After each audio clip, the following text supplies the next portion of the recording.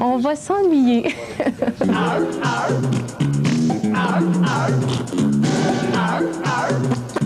J'avais le dossier des figurants. Moi, des fois, il y avait des demandes, des grosses fesses. Hein? Puis d'appeler quelqu'un et de dire « As-tu des grosses fesses? » Tu te souviens? Es-tu forte du postérieur?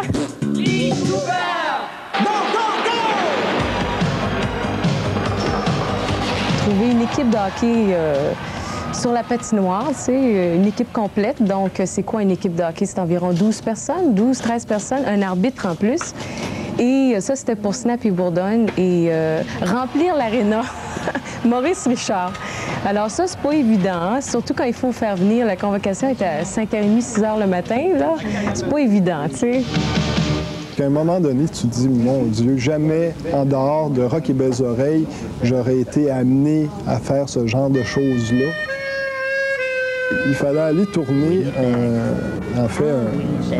une parodie de reportage, comme dans les fameuses émissions de télévision où il y a des concours. Là, on envoie des jeunes avec des caméras aux quatre coins de la province, puis de la planète. Fait que là, il fallait aller tourner dans une chambre d'hôtel minable. Puis au début, on a dit, bon, on va faire ça en décor, puis on va faire semblant que...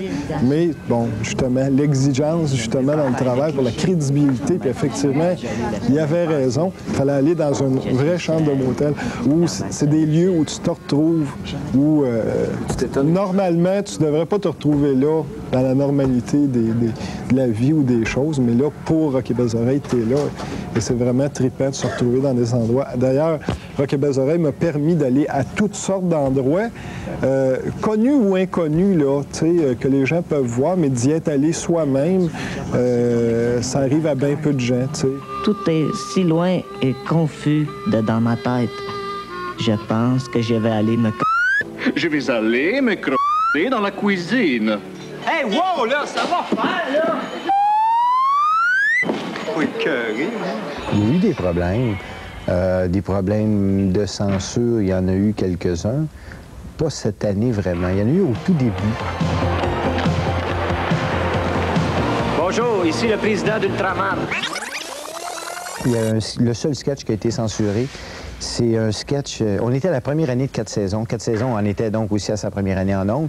Et il y avait Ultramar, la compagnie Ultramar qui arrivait avec un énorme budget de promotion. Et il y avait une publicité à la télé de Lancer Contre, où on voyait le président d'Ultramar qui arrivait à l'écran et qui disait « Bonjour, ici le président d'Ultraman. Quand j'ai appris qu'il y aurait une super production sur le hockey, je me suis dit, tiens, voilà une bonne façon de faire oublier qu'Ultramar a sauvagement démoli les raffineries golf de l'Est de Montréal. Merci, les Québécois. » Ça n'a pas passé. C'est à l'époque où Ultramar venait d'investir dans Lancer Compte. Puis là, il allait lancer un nouveau quiz à Radio-Canada. Là. Donc, il y avait bien de l'argent. Puis ils ont dit, oui, on aime mieux pas se les mettre à dos, tu sais. Mais ce qui s'est produit par la suite, c'est quand ils ont vu qu'en général, le milieu publicitaire était, à la majorité des fois, il était même charmé qu'on parodie leur annonce, que ça s'est replacé. La façon qu'on procède, c'est qu'on envoie les textes au diffuseur. Il y a 2 jours pour les lire, puis s'il n'y a pas de commentaires, ben allez hop, nous, on fonctionne, on roule. Alors, un coup, c'est tourné, à un moment donné, ça ne peut plus marcher de revenir en arrière. Alors, il y a eu le cas d'une parodie d'annonce d'un isolant, je pense, qui s'appelle Momo, ou qui s'appelle Mono dans l'annonce, mais bon, la parodie d'RBO, c'était Momo, où on voyait des dildos à la grandeur. Le problème, c'est que c'était marqué dans les textes que c'était ça, mais l'avocate de 4 saisons qui lisait les textes ne savait pas c'était quoi.